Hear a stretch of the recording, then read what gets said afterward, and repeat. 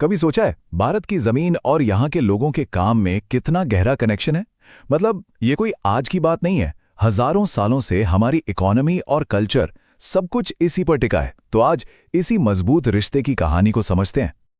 चलिए एक बहुत ही सिंपल से सवाल से शुरू करते हैं। सेब पहाड़ों में ही क्यों उगते हैं और नमक वो समंदर के पास ही क्यों मिलता है? अरे ये कोई इत्तेफाक नहीं है। इसका जवाब तो हमारे पैरों के नीचे ही है, यानी भारत की जमीन में। और इस जवाब का एक साइंटिफिक नाम भी है। इसे कहते हैं फिजियोग्राफी। असल में यही वो चश्मा है जिसे पहनकर हम देखेंगे कि कैसे पहाड़, मैदान, पठार और समुद्र तट ये तय करते हैं कि किसी जगह के लोग क्या काम करेंगे। तो चलिए इस दिलचस्प दुनिया में थोड़ा और गहरा उतरते हैं। अच्छा, जब भी भारत में काम की बात होती है तो सबसे पहले दिमाग में क्या आता है? खेती, है ना?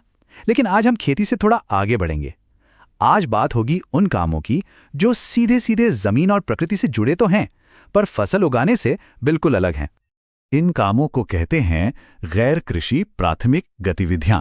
नाम थोड़ा भारी भरकम है, पर मतलब सीधा सा है। वो काम जो हमें सीधे प्रकृति से मिलते हैं, जैसे खदान से कोयला निकालना या फिर जंगल से शहद इकट्ठा करना।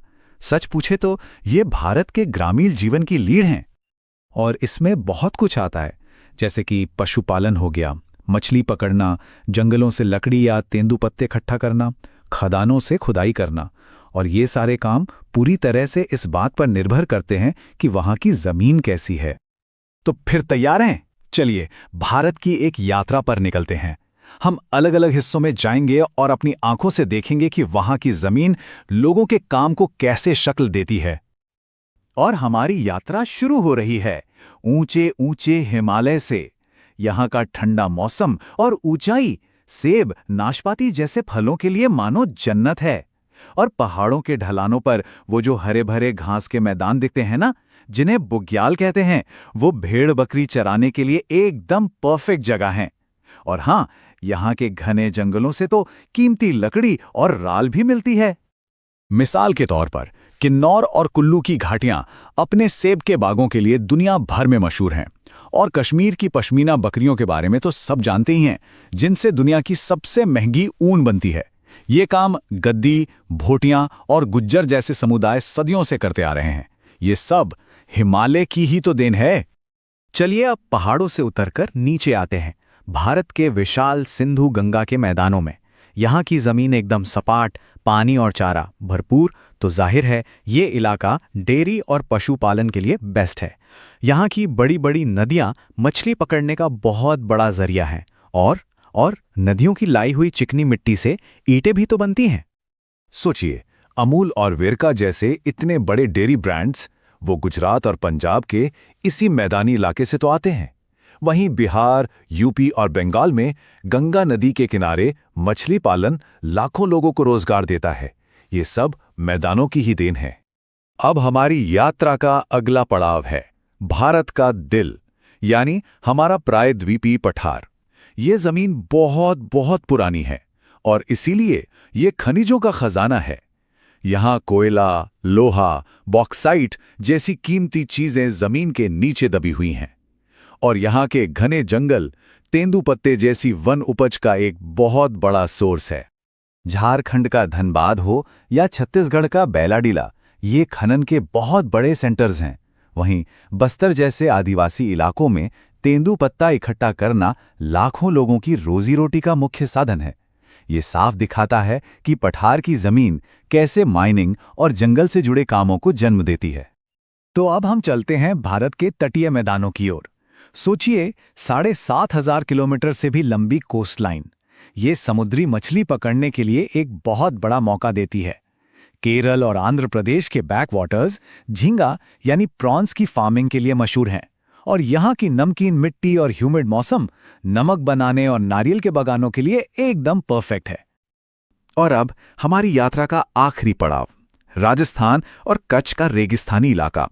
यहाँ पानी की कमी है तो खेती करना मुश्किल है, इसलिए यहाँ के लोग भेड़, बकरी और ऊंट पालते हैं। यहाँ का सूखा और गर्म मौसम कुदरती तौर पर नमक बनाने में मदद करता है, जैसे सांभर झील में। और जोधपुर का मशहूर सैंडस्टोन, वो भी तो यहीं की रेतीली जमीन की देन है। तो इस पूरी यात्रा में हमने क्या देखा? यही कि भारत का हर इलाका, हर भौगोलिक क्षेत्र कैसे अपने खास तरह के कामों को जन्म देता है। अब वक्त है इन सभी डॉट्स को कनेक्ट करने का। तो हमने जो ये पूरी यात्रा की, उसका निचोड़ इस एक स्लाइड में है। देखिए, ऊंचे पहाड़ हमें सेब और ऊन दे रहे हैं, तो वहीं सपाट मैदान डेयरी और मीठे पानी की मछली का हब हैं। खनिजों से भरे पठार माइनिंग और जंगल से जुड़ी कहानी कहते हैं, जबकि लंबे समुद्र तट मछली और नमक का खजाना है। और हाँ, तपते रेगिस्तान भी ऊंट पालन और कीमती पत्थर देते हैं। मतलब जमीन का हिसाब किताब एकदम साफ है। हर इलाके का अपना एक खास इकोनॉमिक कैरेक्टर है। लेकिन सवाल ये है कि ये सब जानना जरूरी क्यों है? जमीन और काम का ये रिश्ता, ये सिर्फ भूगोल की किताब का एक फैक्ट नहीं है। इसके मायने बहुत गहरे हैं। देखिए, यही कनेक्शन है जो लाखों ग्रामीण परिवारों को रोजगार देता है। उनकी इनकम सिर्फ खेती पर निर्भर नहीं रहती। इस जानकारी से सरकारों को बेहतर रीजनल प्लानिंग बनाने में मदद मिलती है। और सबसे जरूरी बात, ये उन अनोखी कल्चरल इकोनॉमीज को बचाता है जो सदियों से प्रकृति के साथ तालमेल बिठाकर चली आ रही हैं।